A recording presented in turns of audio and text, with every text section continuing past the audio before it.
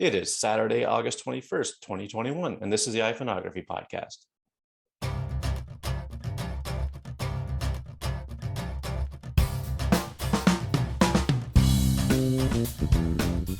Hi, everyone. My name is Greg McMillan, and welcome to the show again. This is a special recording of the show. I have a guest with me today, and please welcome to the show, David Addison. Hello, David. Hi, Greg. How are you, dude? Good. How are you doing? Feeling good. Happy to be here. Thanks for having me. Yeah, well, thanks for coming on. Now, this show is put out, we're recording on a Saturday, just because the time difference between Dave and I is 5 hours. So I think it's a lot easier to do this on a weekend than it would be during the work week. So I guess we'll start off, Dave, by telling people a little bit about what you do and who you are and what you do. Who I am and what I do. Geez, I will tell you how. I will tell you why I'm on YouTube and why I started my channel. I'm a photographer and I just love to help people. I want to use take my, how many years has it been now? Since 2006. Is that like 15 years? Take my 15 years of photography experience and help people take the best picture they can with whatever camera that they've got with them. And that's what gives me a buzz. That's why I get out of bed in the morning, to help. Yeah. So so you've been doing photography for 15 years. But what about with your iPhone? How did that start? Since 2018, I used to have a Samsung Galaxy S6, and all my friends had an iPhone. I was the only Samsung, and I forget why I switched. You were the dreaded green bubble? I was the green bubble, yeah. And I switched to an iPhone. I can't remember why, but it was this iPhone SE, and I really don't know what got me into. I just like the idea of making the best pictures with this little thing, and people not being able to, like, people are so obsessed with gear. You know, you've heard of GAS, like gear acquisition syndrome, and I'm just like, I can't afford all that gear. I'm just going to learn as much as I can and take the best pictures I can with whatever that I've got with me, and it happened to be the iPhone. And I did a video, how to trick people into thinking you've got an expensive camera. That was one of my first YouTube videos, where I take my D800, Nikon D800, with a 14 to 24. It's like a very expensive setup. And I compared it to the iPhone, and I showed people pictures, iPhone or 5,000 euros worth of photography gear, which one's which, and they got it wrong. So that's kind of what kickstarted my my iPhone photography journey, if you like. Go and watch that video, by the way. It's a really good one that no one's watched. So it's on your channel? It's on YouTube, yeah. It's on like 2018. It's when I filmed it when I was living in Romania. So it's a very different scene. I look very young, even though it's only a few years ago. Well, we'll definitely put a link to that in the show notes too, so people can get to it real quick. It's very useful, especially if you're just starting out, because I disguise it as a beginner's sort of video, because I'm talking about the way to trick people. That's like, that kind of hooks people. The actual video is about basic photography premises, like composition and lighting and timing and planning and bit of editing and all that sort of stuff. Yeah, I did that one time too with my Canon. I had a 10 to 22 wide angle, and I took photos I tried to match the best I could the angle of view from the iPhone that I had at the time, which was probably the 6S maybe, or the 5S, and it was it was getting harder and harder to tell the difference between the two. So yeah, it's a pretty good test. So you got into the shooting with the iPhone. The YouTube channel, it's just to help people get, the best that they can out of the camera. And did it start before you started using the iPhone, the channel? It did, but it was sporadic. It was whenever the mood took me, a video would be created, and people were subscribing, and I was like, why are you subscribing? There's not going to be regular content. Just don't, you know. Well, But you must have hit something, something that everybody was looking for, and obviously 72 people. Well, hey, that's better than me right now. In like 5 years, I had 72 people subscribe to me, and every time someone will subscribe, I'm like, you're not going to enjoy your subscription. Well, but that's what drives you, right? Not necessarily numbers, but the fact that people are watching what you do. And when I first put this on YouTube, I wasn't sure where it was going to go. I mean, it's still nowhere really, but I thought to myself, like, I'm going to give it maybe 6 months. And if I can get, a quarter of the subscriptions here that I do of the listeners of the audio, then, maybe I'll just keep it going and see what happens. So, I mean, I'm only, I don't know, 7 or 8 episodes in. This will be episode 42. I should have mentioned that at the start, but I think I started putting them on YouTube at episode 35 or something like that. So it's early days for this YouTube channel, but like I say, what'll drive me is the number of people who actually subscribe or watch, and if they keep subscribing and keep watching, then I'll keep doing it. Why not? Sometimes I think it's better than audio only, because you could see what we're talking about as opposed to just hearing it, and it's sometimes hard to describe what you're talking about without actually seeing it too. So listeners, go to the YouTube channel. Yeah, sometimes, like, depending on, because I do enjoy a podcast. I've been listening to podcasts since like 2006 with like the Ricky Gervais show, and sometimes I like the audio, sometimes I like the video. It's good to have both, isn't it? Yeah, that's for sure. Yeah, I'm the same way. I've been listening to podcasts for years, and excuse me, I've got the Tiny Shutter guys to thank for getting me started in this, and it's just been a fun ride all along. But so what kind of stuff do you like to shoot with your phone? Is it more landscapes, or, I mean, you live in England, where the landscape and the history is just absolutely amazing. Yeah, it's just getting out to these places. I started my channel at the worst, from what perspective, from different perspectives, from a photography perspective, the worst possible time, which was right in the heart of, this is my Boris Johnson impression, you must stay at home. Yeah. So couldn't go out without being arrested and fined, which wasn't fun. But now I can, and now I'm going to places like I'm going to Devon and Scotland and all these beautiful places where I can, and that's what I hope to do with my YouTube channel. Hi guys, today I'm in Scotland, today I'm in Devon, today I'm in the Peak District, the Lake District, wherever, and actually go out and shoot on location, as opposed to just in front of a wardrobe, which is where I shoot all my videos. Yeah. But in terms of what I actually like to shoot, I would like to shoot portraits. Portraits is what my passion is. If you go on my website, pasicomile.com, it's just full of portraits. But I'm kind of waiting for the iPhone to be able to sync to a speed light properly. I know there is one. Is it just one device at the moment that does it, and it's like really expensive? I forget what it's called, that lets you use flash with an iPhone. Sure. Yeah. It Isn't it was it on from Anchor? F-stoppers. Yeah, and is it Anchor? I got, it's B something. I don't know. Yeah. But I like landscapes because I shoot in RAW on my iPhone, and with landscapes, the noise in the RAW file it hides very well in the textures of landscapes. So yeah, I just happen to just take a lot of landscapes because that's where I live, really. Yeah. I'm the same way. Landscapes are for me. Portraiture, not so much. I sometimes I think I'd like to delve into it, but definitely landscapes for me. I mean, I wish I lived in the Pacific Northwest over here in North America, or in your part of the world, because the history and the architecture and stuff is just amazing to me.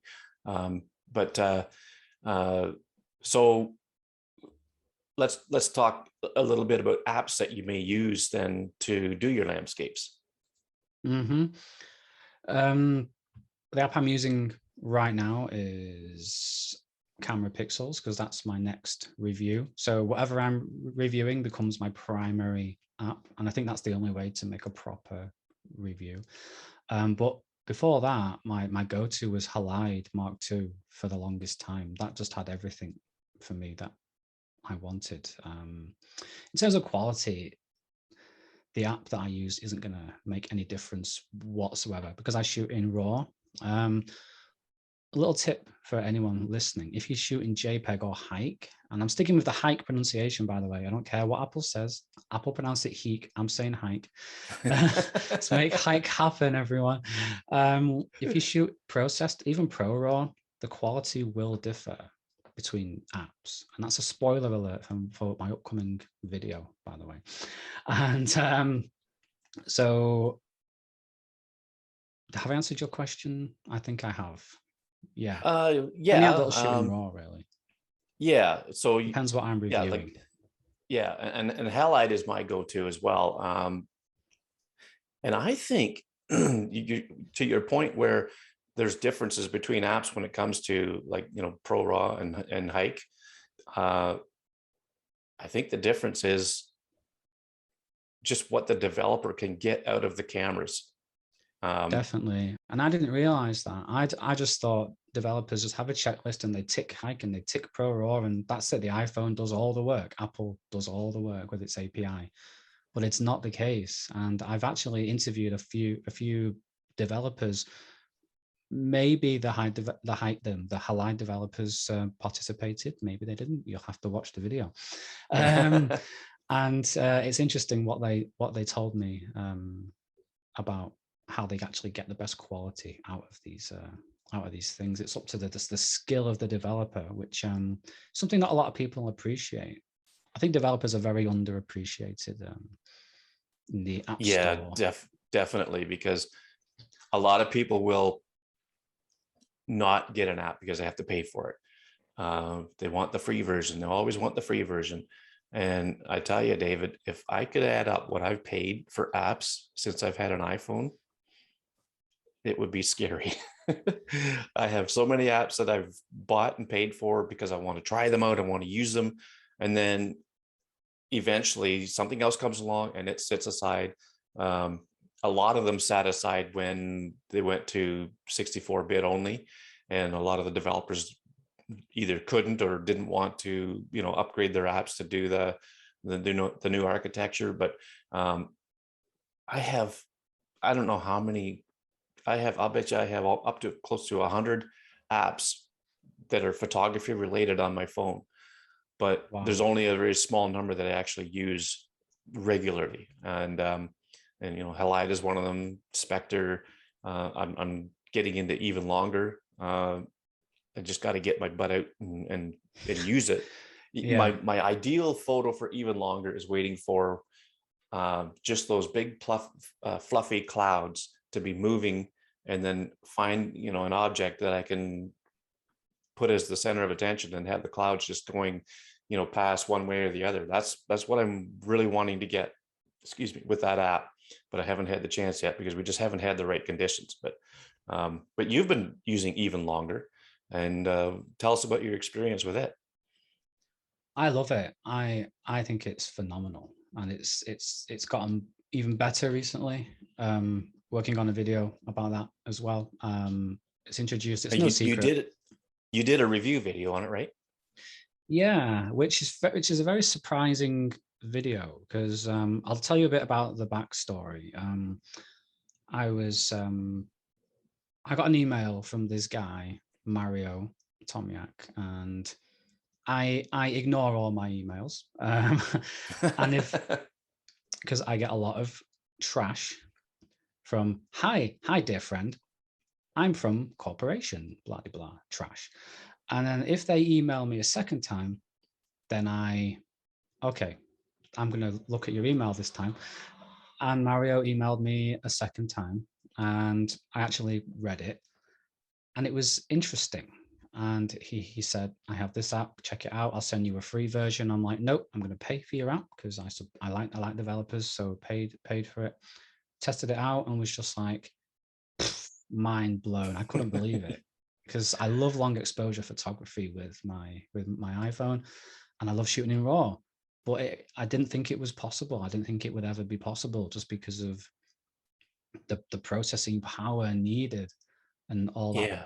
And the fact that Apple's API didn't support the merging of the raw files, because there's nothing to merge, right? It's just raw information.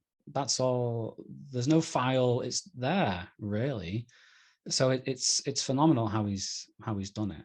And yeah, so made the even longer video. And it was my first video in 20 days on my channel. I'd really neglected my channel, and I thought it's going to get 5 views. It's an app no one's heard of. But it shot straight up to the top of my most watched videos within the first day, and it's still there now. People love it, and I'm like, what is it about that video that people click on it? Because no one's ever heard of this app, right? It's this brand new thing, but it's taken off. And that's probably why. I'd never heard of it until you talked about it, and I thought, well, this is absolutely brilliant. And, well, this app is amazing, because I love long exposure stuff too. I use Spectre, slow shutter cam. Those are the two that I used all the time, and I still will. But I'm even longer has put itself into that drawer as well. So, and so I'm going to link to your review on that. But can you just maybe in a tweet talk about how the RAW works in that? In a tweet, how the RAW works. Oh, Shane did that to you too, didn't he? I just remembered. No, that's cool. I'm just trying to. I can't. You're best off asking Mario. I bet if you asked Mario, he would come on your podcast. He likes to talk, Mario. I'll reach out to him for sure. He's not going to tell you all of his secrets, but he will tell you. Oh, no, I wouldn't. I wouldn't expect him to. But he's quite open with the fact that he didn't invent the. It's just maths basically, and he didn't invent the maths necessary to get even longer to work. So he is quite open with that areas. Other areas he won't tell you anything. As much as you try and butter him up, he won't. Yeah, sorry, I can't really give you. I could tell you how frame averaging works. That's how. So yeah, because that's what it is, really, right? It's frame averaging, and then it puts it into a DNG file or something. Yeah, that's not how it captures the RAWs. That's how it achieves its motion blur effect, which is okay. Frame averaging. And frame averaging is not a new technique. It's been around for ages and ages and ages. It's just where it works on the principle that noise is truly random within an image. So basically, if one pixel is dark, if you take the exact same image, literally everything is the exact same, that same pixel will be a slightly different shade. And you take another image, the exact same, that same pixel will be a slightly different shade again. So even though it's the exact same photo, the noise is different.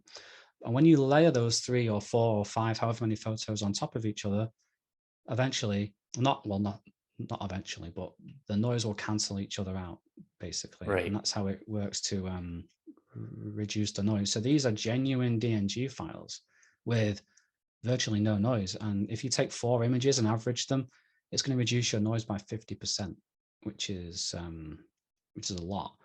And I forget the maths from there on, but I mentioned it in the review what the maths is. Yeah. How many images to reduce the noise by 90% or something like that. So even longer is taking thousands of images potentially.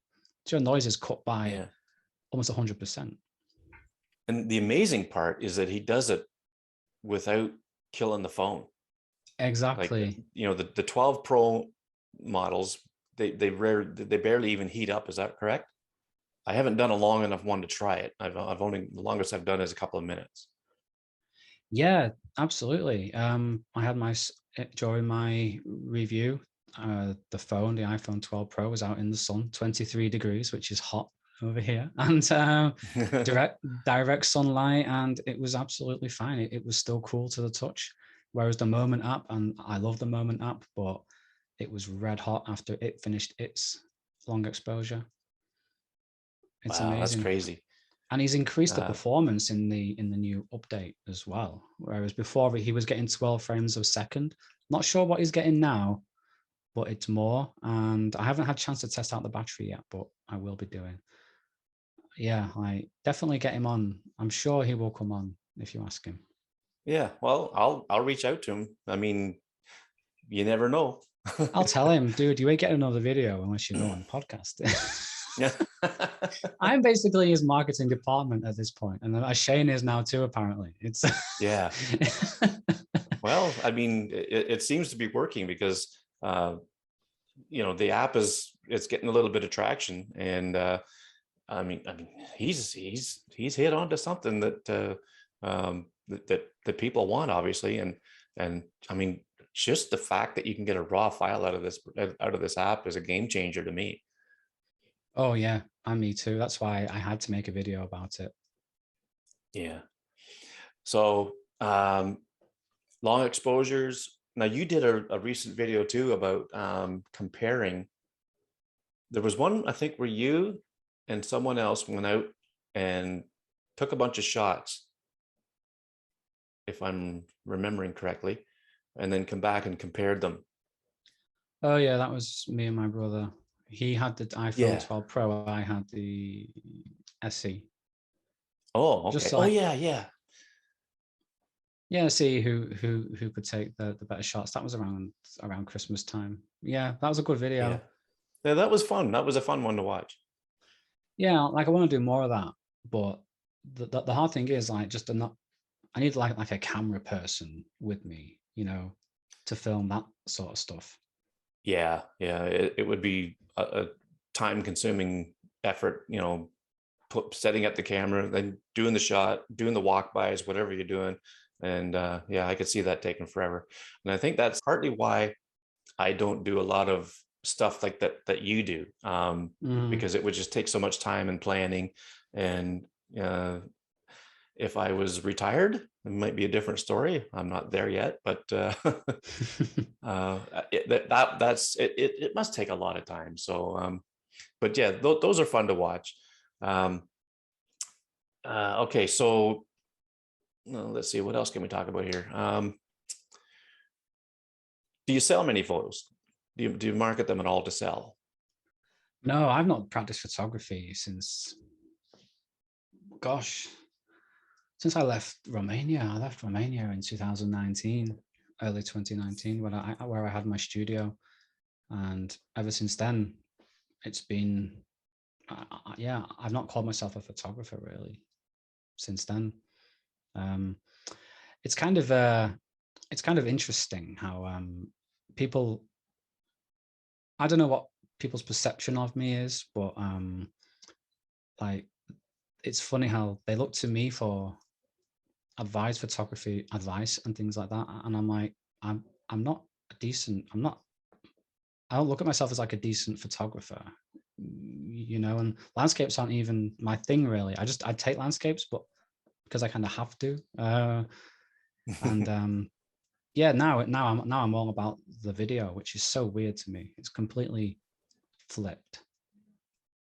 Well, you know, I guess there's photographers who take the pictures, but then there's people who actually teach it, like you. Like you're oftentimes I see as basically an instructor.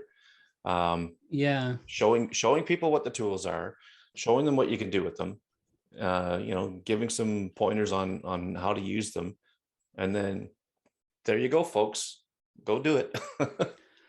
I know, but like I feel like I don't have the credentials to teach people, like, and I feel like I'm only one video away from being found out. You know, it's like imposter syndrome almost, you know what I mean? But and that's the thing, that's the great thing about YouTube, and it's also a dangerous thing about YouTube. It's like, do your own, like, be careful who you listen to. And it's great that anyone can make a video and put it out there, it's fantastic, but like there's a lot of videos I've watched where I've been like, well, that's not true. I know that's not true. You know, photography videos and that, and I'm just like, I want to encourage people. I might start doing it too. Like, don't just listen to me. Go out and do your own research, because people Yeah. are spending hundreds of dollars on apps because I recommended it. People are telling me, dude, I bought Moment when you said to buy Moment. I bought Halide. I bought this app. I bought that app. I'm like, don't stop. Please stop. Pick one and then Yeah. and use it. So I might start telling people, I recommend this app, but don't buy it. Unless you, well, you know what I do is I'll tell people to do the research when, like, I've had people ask me, what app should I get for a camera app, let's say, and I just tell them, do some homework, do some research, go to each developer's website, look up the app, look at what it can do, and find one that suits you the best. And if that's, and usually they have a free trial. So if they have a free trial, go ahead, give it a go. Try them all if there's free trials, and then whatever one suits you the best, that's the one you can commit to. And that's basically what I tell people. Yeah, definitely. But sometimes I think, because of the way I shoot my videos, like, I generally like every app. I haven't really, apart from First Light, Filmic First Light, I haven't given a camera app a negative review. So I make them all sound dead good. people end up You buying didn't like them. First Light? No, I hated First Light, and I still Oh, hate really? it. I don't hate it. That's a strong term. No. But, Yeah. and it's also going to feature in another upcoming video about image quality. I saw something on Twitter. Now, I do hate Twitter. I will tell you that. Hatred is an understatement. I can't stand that place. But I saw this article on Twitter someone posted, and they were saying Filmic First Light gives the best image quality of any app. And I'm like, well, that's bollocks straight away. And this goes back to what I was saying about be careful what you listen to, because it's just not true. And I've tested lots of apps for weeks and weeks and weeks, and I know it's just objectively not true. But it was just put out there on quite a big website. I think I don't know what website it was, but it was Like it's a Petapixel or one of those, or something like that. Yeah. yeah.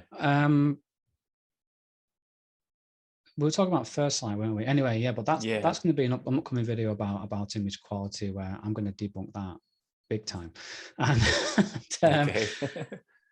yeah, I mean, do you like First Light? Have you used it?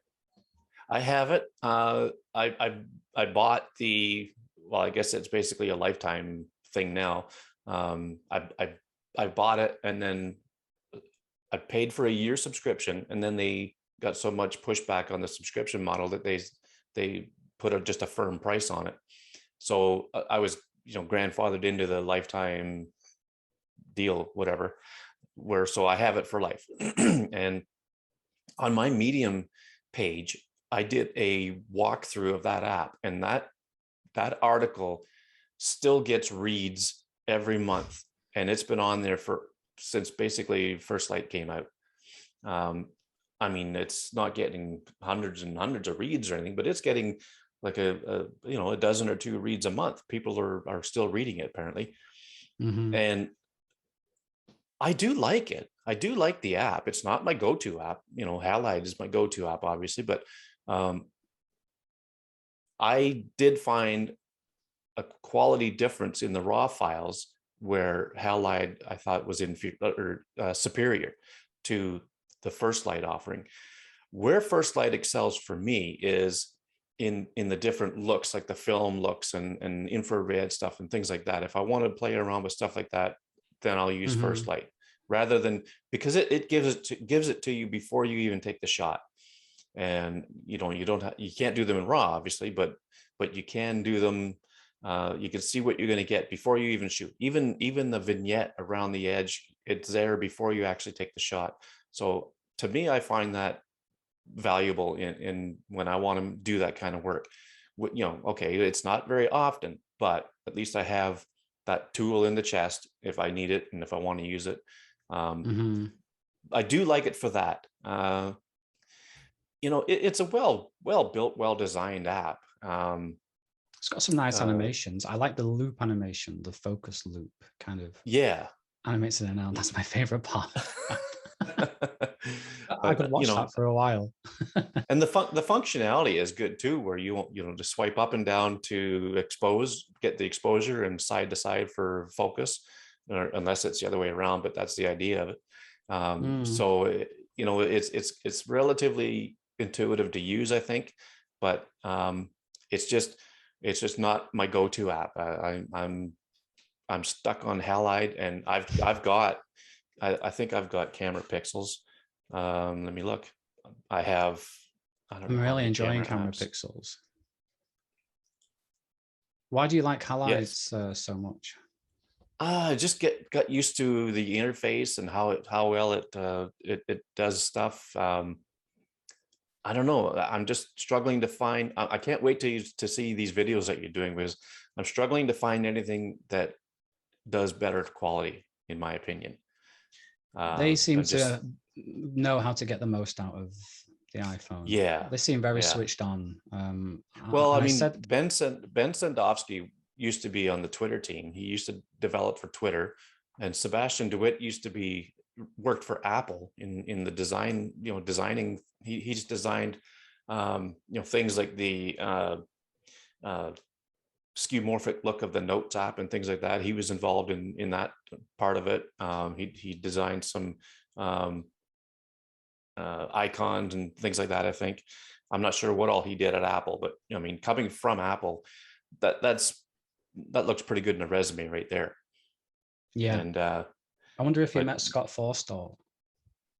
Oh, well, I'm sure he has. I'm sure, because he worked for him, right? I'm assuming he would work for him. He was the one famously behind the skeuomorphism. Yeah. And I remember when Craig Federighi they introduced iOS 7, and Craig Federighi went, "We just ran out of green felt."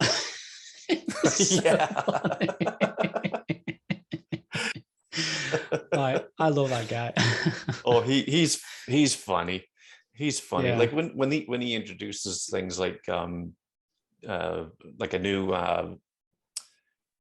version of Mac OS, and they'll show the wallpaper. Okay, so have you seen those guys that they've gone around and tried to replicate every wallpaper on Mac OS? Yeah, that's good. Yeah. And well, when they did Monterey, I think it was, he cracked some wisecrack about those guys. It was directed at those guys. It was either Monterey or Big Sur. Maybe it was Big Sur. And he said something like, "Well, let's see you get this one," type of thing. I forget what it was he said, but it was a funny one. but yeah, I have 1, 2, 3. I don't know if you can see this, but I have a lot of photography apps. You've got the old school. You've got the neon darkroom icon. That's fun. Yeah. Can I see what else you've got even longer? First Light, I can see Camera Plus 2, Camera M. Camera M's a good one. The developer of Camera M, Sam, he's a really good guy. Filmic Pro, Focus. God, you've got them all, haven't you? Focus Live. I'll just share my phone screen. Oh, there it is. Wow. There. So, God, you've got it all, haven't you? You're all set up. All fancy. Now I go into my creativity folder. And this is where they all live. Flickr. I've heard of GarageBand. That's glass halide. You've got the deep space gray halide. Yeah. What does that LD stand for? What's that one? I used to have that one as well. LD? Yeah, one next to iMovie. Oh, that is lens distortion, I think. Oh, yeah. Let's have a look. Oh, lens distortions. If people are if people are listening to this now, they're going to definitely have to watch. Yes, that's right. Yes, because I'm sharing my phone screens here. So I used to use this one. Is this the one that gives you like lens flares and rain and snow and fog? This is one of them. Yeah. Yeah. I thought it looked familiar. I used to use that. Jeez, yeah. God, it's changed that. it looks well more advanced now. Now, Wow. every time I look at an app that I haven't opened in a long time, I update them all the time. I keep them updated. And when I see how they've changed, I'm thinking, why haven't I played with this? Yeah. God, you must be paying a fortune in subscriptions. Well, this one isn't a subscription.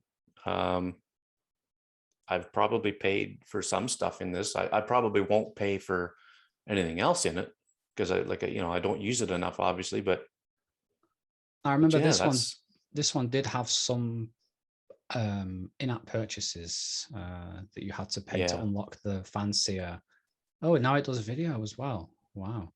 I need to check this one out again. But app pricing is something that I'm going to be making a video about as well. Again, like I'm going to be having developers involved and giving their thoughts on app pricing because it's getting a bit ridiculous for me. Yeah. All these comments on, I had one recently on my glass video. What did it say? Not free, no download. Like, Yes, I saw that. I saw that interaction. very nuanced. It's not worth Yeah. responding to. No. When I saw the response that I assume it's a he gave me, it's like, okay, you're not worth engaging with. Yeah. But every app, Yeah. he commented on the Even Longer video as well about the Even Longer's pricing. And you know what I'm going to mention in my upcoming Even Longer update video? If you want even, and I didn't mention this in my original Even Longer review, I cut it out. It didn't make the final cut. It was, if you want this functionality, this frame averaging functionality, it's available in a camera system. It's called the Phase One iQ4, and it's going to cost you around $50,000. So if you, and that's the only one on the market that will do it. So if you feel free, like if you think Even Longer is expensive, whatever it is, then it's a very ignorant thing to say, basically. So what, these developers are going to give up all their time and money, and like, if I want to do like a documentary on what it takes to develop a camera app and keep one running, and the time and effort and expertise and skill that goes into everything, just to be like, and at the end of the day, you put it out for whatever you put it out for, and people say it's too expensive. Yeah. You know how you know how fast I jumped on Even Longer? Mm-hmm. When I got the app, I was so impressed with what I saw of it in the, probably 30 seconds before I went to the App Store about it. I went on there and I paid for the lifetime deal, even without even using it. I didn't even use the app yet, but I thought, this looks like it's going to be something cool. And so I just immediately paid for the lifetime on it, which was, I forget what it was for in Canada. I should write these things down because all the apps that I have, I couldn't tell you how much they cost, because once you buy them or once you get them from the App Store, unless they're free, then it's all it shows is the iCloud download thing, if you want to reinstall it. So, Yeah. but I tend to think, I don't know, it was like $13 or whatever it was. I forget what it was. It doesn't matter. But I did that with Even Longer, and I've done it with Halide. I did it with First Light. I think those are the only three that I've actually really jumped on real quick and paid for without even really putting much thought into it. But and sure enough, they're really, really good. Like First Light has its issues with quality, I think, with RAW, but I mean, it's one of those apps that I'm glad I've got it, and it's mine to keep. So I always tell people, apps are cheap. You can buy a camera app for the price of a Starbucks coffee or something like that. Like, and these people that develop them, that's what they do. That's their bread and butter. Exactly. Most of the time, and I'm never afraid to support them in any way I can. So. No, absolutely. And it's the same with what I do as well. Like, I'm the amount of hours and I put into these videos and that, and they're free. They're free for people to watch. So Yeah. if anyone's like ever feeling like cheeky or you know what, yeah, cheeky for asking for like a subscription or go to my Patreon, no, you deserve it. That's the amount of work that goes in. But I was going to say something. Oh yeah, wind the clock back maybe 10, maybe a little bit longer now, but your yearly macOS update, that used to cost you $129 US every single year. Now you get it for free, and you have done for numerous years now. I think since Mountain Lion, I think it's been free. Maybe, could be wrong. And people just, I don't know, they feel entitled to apps for free. Maybe, I don't know. Just because Yeah. Apple can afford to give away their apps for free doesn't mean everyone else Yeah. can. And they never used to. No. I remember when I got my first iPhone, I paid $10 each for Pages, Keynote, and Numbers. Yeah. So I was $30 in right there. And it wasn't until, I don't know, a couple of years later that they started offering them up for free as well. Yeah, they were in yeah, the iWorks, weren't operating, they? yeah. And the, oh, and I also had to buy the versions for the iPad. When I got my first iPad, I'm pretty sure I had to buy them too. It's not like I could just download them because I had them on my iPhone. Yeah. So, but, I guess that was part of how they became $1 trillion company. Yeah. but you're right. The operating systems for the Mac, it was crazy how much they were. I wish they'd bring down the price of Final Cut Pro, because I'd love to try that, but I'm stuck on iMovie. There's you can get a 3-month trial for free, Yeah, but then it might end up costing me $400 because if I really like it. I switched over from Premiere to Final Cut Pro just because I was using this 2015 MacBook Pro. That this was my YouTube video editing Mac, and then it just couldn't handle the 4K video from my Sony A7 III, especially not in Premiere Pro. But I don't know how Apple do it, but Final Cut Pro running on this ancient Mac, this base spec ancient Mac, very, very smooth. Yeah. So for me, it's a no-brainer. If you do any sort of editing, I would recommend. But you have iMovie, so you'll be getting the same sort of performance benefits. Yeah, and I'm on an M1 iMac now. Oh, you'll be laughing. And so I can put together one of these YouTube videos, and if it's an hour long, it'll do its final export in about 8 minutes. Wow. So that's pretty good. I've started to make my M1 MacBook Pro stutter. It never used to, but now if you watch some of my last few YouTube videos, I've been using like smoke effects and dust effects and things, and it hates them. Oh, is that right? It can't stand them. I'm layering these things. If you watch my Glass, it's not a review, it's a thoughts video. Yeah, I watched it. Yeah. Oh yeah. There's a bit where the what was it called? Instagram logo comes up on screen, and I've hand animated all that, and there's smoke effects, and there's about 10 layers of sound effects and there's thunder and lightning effects and everything, and fire. Oh wow. My MacBook Pro hated me for that. It took hours just because every time I click something, beach ball. Oh really? Yeah. Oh no. I had to render it. What is it? Control R to render everything. Because it just really? wouldn't play. And I kept having to export the file to watch it because it just couldn't play, even on best for performance. Wow, really? Yeah, it's just So if I want to up the quality even more now, I'm gonna have to. I think I've maxed it out already. But people love that Glass video. People are commenting how it's my best video, which is really funny because I threw it together in a couple of days.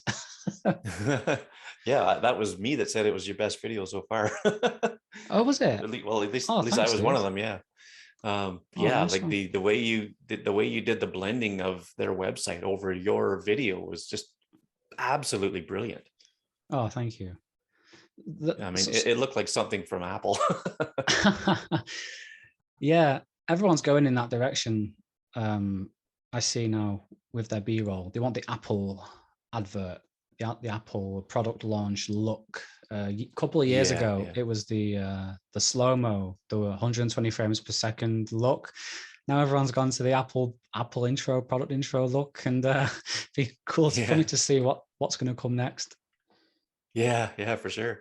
I wonder Um, how many people invested in cameras that could shoot 120 frames per second just to jump on that bandwagon, and then the emphasis shifts, and then it shifts again, and all of a sudden, this is why like buying all this gear, it's just like don't do it because it just changes so fast. You oh never yeah, catch up to that void. yeah, it does. Do you ever do macro? No, but Uskey Vision, I'm looking at it now. They sent me this this multi-lens thing that you put on your iPhone, and it's got two macro lenses built in. That's the only macro that I've done, but I do really want to try macro. Why do you do macro? Yeah, I love doing macro. I've got a moment macro lens, but I have spoiler coming from Oh the yeah, glare from Struman Struma. Optics in Australia. Uh, I have a macro lens coming. It's the cinema line, and what's really cool about them is that you have your lens, but then you have another focusing ring on the lens, and I think Oh they have yeah, that if for their wide angle, for their telephoto, I heard you and talking for their about macro. this. And I can't wait to get this thing. It's en route somewhere between Australia and here, and I suspect it'll be here, in a week or two. Things are kind of bogged down over there right now, but I can't wait Yeah. to use it and try it, and I'm going to put it in. I'm writing a book about macro photography with the iPhone as well, and it's going to be definitely part of that book. So All I'm right. kind of holding off on some of the writing until I get it. Oh, But nice. Yeah, you'll have to share what you find. yeah, oh, I will be. Yeah, for sure. Yeah, I'll be definitely talking about it on this show, and Mike James. Have you heard of Mike James in Australia? Smartphone photography training.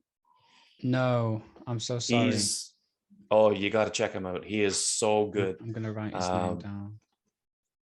he is so good at instructing, people how to do things, and he does it all with video. He's got all these courses and stuff, and he's just another one of these all around nice guys. We had a little chat on Zoom a couple of weeks ago, and he's just a real great guy. Mike James. Really good at describing how to do what he's trying to teach you to do. Yeah, yeah, he's really good. I'll put a link to that in the show notes as well. And Yeah, definitely. I was he's wondering he's about that focus ring that you mentioned. When I first heard you mention it on your podcast, I was thinking, what's the benefit of having the focus ring over being able to focus in the app manually when you just I'm use? not 100% sure on that. All I can think of is that it could extend your range of focus, maybe, beyond what the phone will give you. You've got your range of focus in the phone, right? And Uh-huh. then it may be able to go beyond that, or even bring things closer. That's something I have to test to find out. Yeah, definitely. Um, Yeah. and when I'm waiting, I Greg. get the lens, pardon me. I'm waiting. Yeah. It's all on you now. when Yeah. Well, when I get it, I'm going to set up something that I can actually show it when I'm recording whatever show I do when it comes. Hopefully it's my next regular scheduled program, but I'm not sure if it'll be here in time. But when I do get it, I will have it.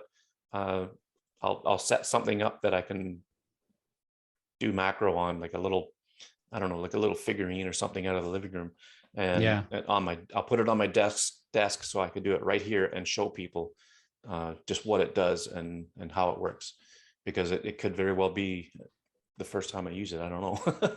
Yeah. Yeah. But yeah, I'm excited. It's something cool. Now I do like Moment. Moment has great lenses, and I don't have my case with me; it's out in the kitchen. But I normally have my Moment lens on my iPhone all the time. But once I get my Struman lens, I could very well be sporting this case all the time. The thing I like about this case is that it's really low profile. Like it really, really hugs the phone nicely. Like It's there's my funny dog. how it's funny how yeah, that's a great picture. How Oh, all the that's actually a manufacturers light. seem to use the same, all the distributors seem to use the same manufacturer. Oh wow, Yeah, put a geez, live photo on for the you wallpaper. can do it all, can't you? Now that little That's dog there, great. she passed away in March, so I keep that on there all the time just to remember her. Oh, So, but yeah, that's little Ellie. So yeah, we miss her. oh, definitely. But um, but yeah, like Moment is really good. You've probably heard on the show maybe before that I've sold my wide angle and my telephoto that I had from Moment. Now all I have is the macro and the anamorphic, and Hmm. I sold them because I find they just kind of soften the quality a little bit of the ultra wide and the tele lens on my iPhone now. Like it's just Right. they're just getting that good, these cameras. So, but well, like I said earlier, I can go on all day about stuff like this, but I think I better let you go. So No, it was really, I'm really good having you on. I'm happy to chat for however long you want to, but if you wanna kick me off, that's fine. I won't hold it against you. Oh no, well, you can ask me something if you want. I'm But curious about lots of things because I'm very new to this.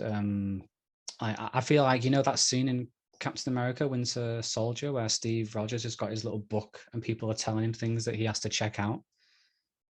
oh yeah, You know that because he's been frozen for so long. Like the way I yeah, was right. writing down Mike James, then like I feel like Captain America, like Shane told me about you, and you told me about Mike James because I have been very much in my own little bubble for my entire time here, so I don't Yeah, I know remember you anyone. talking about that. I remember you mentioned that when you're on live with Shane, and Yeah, I think I did a show a couple of episodes ago about the community aspect in mobile photography, and I I think heard that that's one. where, yeah, that's where like it just makes it such a good place to be. And this is all part of it, like talking about Mike and Shane and all these guys, like nobody has any qualms with anyone, which is fantastic. I just love that. um There's no elitism, sure is we there? Pardon? There's no elitism. No, no, no. Like I still look at people like this, like I look at you and Shane and Mike James and anybody else that does anything on YouTube about this stuff. I look at you guys like rock stars. Oh, come on. Because I'm serious. Like it's like the Tiny Shutter guys. Like when I first stumbled upon the Tiny Shutter podcast, these guys were like rock stars to me. Like, oh, these guys are talking about iPhone photography. Like I thought that was awesome. It was the Yeah. only podcast about iPhoneography that was regularly put out. And it's on the side now. Like Marc Sadowski is one of the co-founders of that program, and he'll put something out every once in a while, but he doesn't do it regularly. So it's not like it's dead. It's still alive, but it's just not out on a regular basis. But then that's when this show kind of took over that, because I was on that as a co-host, and he said, okay, well, you continue on yours and kind of do it the way we did Tiny Shutter, just run with it. And I was so happy that he was okay with me doing that, because I love doing this. And uh, I just love having people on like you and Shane, and I've got a long list of people I'd love to have on. Yeah. And you know when I first watched Tiny Shutter, or just listened to Tiny Shutter, I thought, this is awesome. These guys are like rock stars. And then they asked me to come on as a guest one time, and oh yeah, sure. So I was nervous. I was a nervous wreck. I was sitting there shaking at times, but Wish you. Oh, um, bless you. never told them that. but but and then, you know, as I was on after a couple of times, and then they brought me on as a co-host, and I thought, oh, this is really cool. This is fun. Yeah, So it I is. just love doing it. And, you know, the community aspect of Instagram is amazing. And, you know, I have a love-hate relationship with Instagram. The hate part Hmm. is because it's part of Facebook. But Oh I do yeah. love yeah, like I do love the community aspect and the people that I've met on there. And you know, I wouldn't trade it for the world.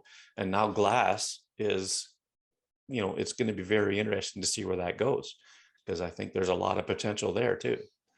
It will be very interesting, won't it? Right now, it's not for me at the moment. I don't know if it ever will be, because as I said in my thoughts video, I think they've laid down pretty much what the app is going to be, and Yeah. they'll obviously add more features, but I don't know what they're going to add that's going to be of use to me, really. Yeah. Well, I mean, these things aren't for everybody. I mean, that's a No. given. And Oh yeah, I'm not saying people shouldn't go to it and check it out and oh, use it. sure. Yeah. All power to them, definitely. Yeah. I mean, even Instagram isn't for everyone. Like, there's people on Flickr that say that's the place to be. You know, they don't want to be on Instagram. But Yeah. you know, there was an app called Dayflash that I was kind of really behind, and it ended up just disappearing. And I think it was because they couldn't really find a way to keep the funding going or whatever. Mm. And you know, I guess their business model just wasn't working out, so it just disappeared. They even put a notice out to for everybody to, you know, I don't know if people can still have their accounts or not, but I just deleted the app anyway. But um, you know, it was another one of those where the community was pretty good.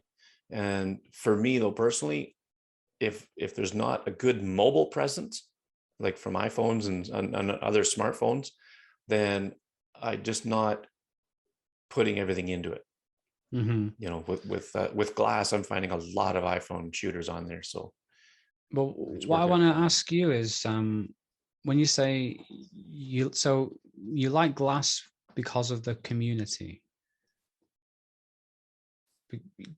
is that right? Yeah. Oh yeah. Yeah. Yeah. I could see that it's going to be somewhat of a community aspect. And that it is what you make of it, right? So Hmm. the more people you follow that have, you know, photos that are similar to your liking, you know, that's and then the community part is where you start commenting. There's no liking, you know, there's none of that stuff. It's just going to be solely based on commenting and that interaction. So um, I've always said to myself, I need to comment more on people's photos, not just liking them. So Hmm. this is an opportunity for me to get into that habit of actually commenting as opposed to just, you know, tapping a like or whatever. I get you. No, I'm genuinely like curious as to what different people find appealing, especially about this Glass app, because it's just a community of photographers. Right? Why else would anyone sign up? You know, Yeah. like Yeah, exactly. non photographers. So like what's not what's the benefit? Do you know what so you just like to see what other people are doing, and you'd like to for them to see what you're doing? Like, is that it? There's that, but then you couple that with the inspiration that's drawn from looking at other people's photos, right? Right, I'm right. so I'm always very inspired by what I see from other people. In fact, I've even actually gone out and tried to replicate an image like that because I've liked theirs so much. I kind of challenge myself. Okay, I like that. Can I go and do that? And I find a similar situation, and or you know, I try to replicate even the edit. Um, you know, it's not that I'm trying to steal other people's work. I'm trying to make my own that is inspired by that. And if I actually copy somebody's idea, then I will say in my post, this was inspired by so and so, and I know I've done that a couple of times Yeah. because you know, because if somebody sees their work and then they happen to stumble upon mine, I don't want them to think that one of us is copying the other. I want to give them full credit for their inspiration on me.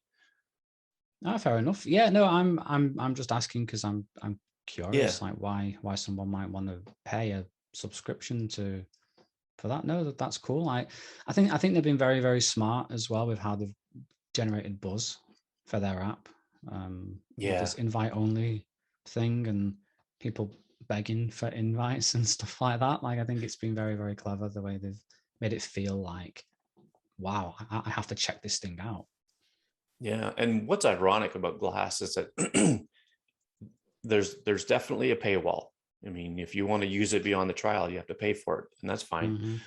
Um, there's no ads, no algorithms. Everything is in order, chronological order and all that stuff. But what I find ironic is I'm pretty sure I read that one of the developers come from Facebook. Right.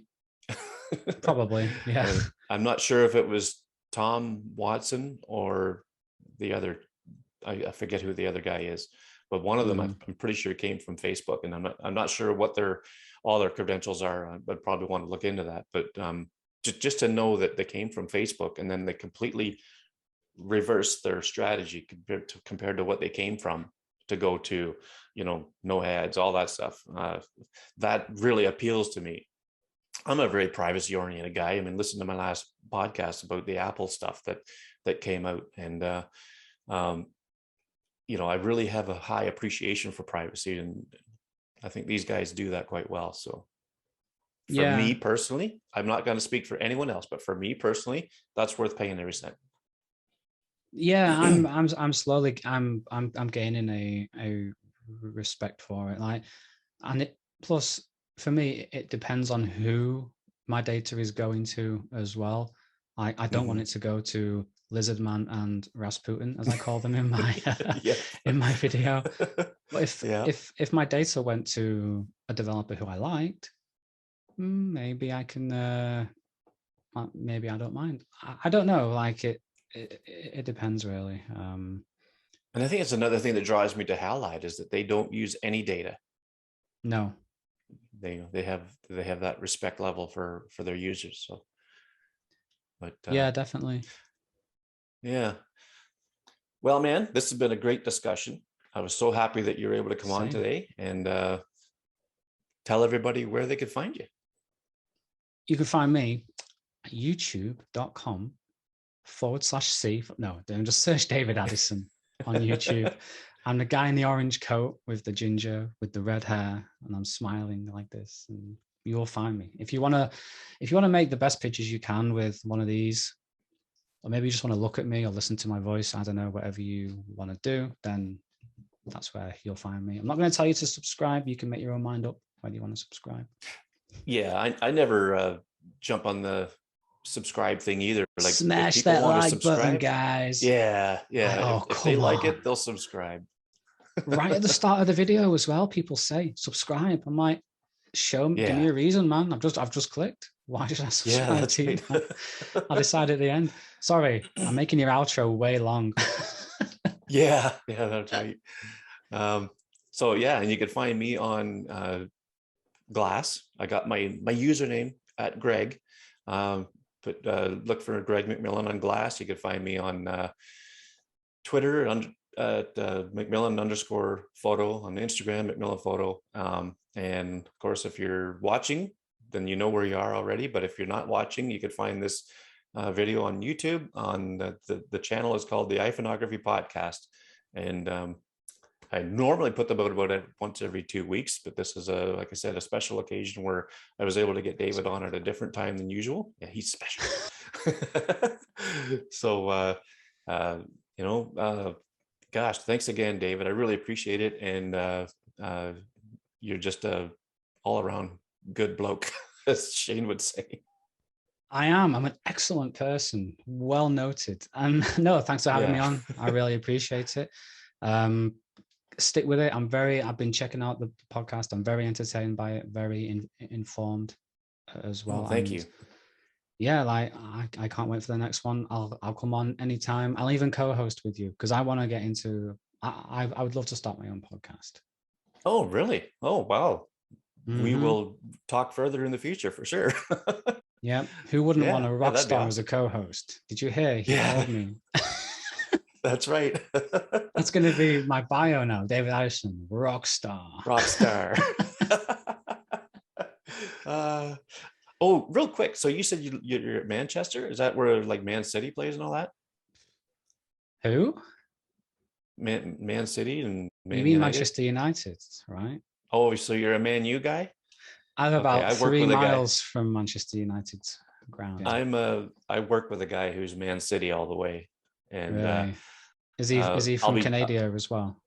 yeah, he is. He's actually from Toronto originally, Oh yeah. and but I'll admit I give him a hard time because I'm not a football fan, European or American for that matter. I'm a motorsports guy, so Formula One, and so that's my thing is motorsports. But he talks about Man City all the time, and I always give him a hard time. So I'm gonna have to tell him I know a guy who's a Man U fan, and I'm telling you, he was what he was saying about Manchester City is just unreal.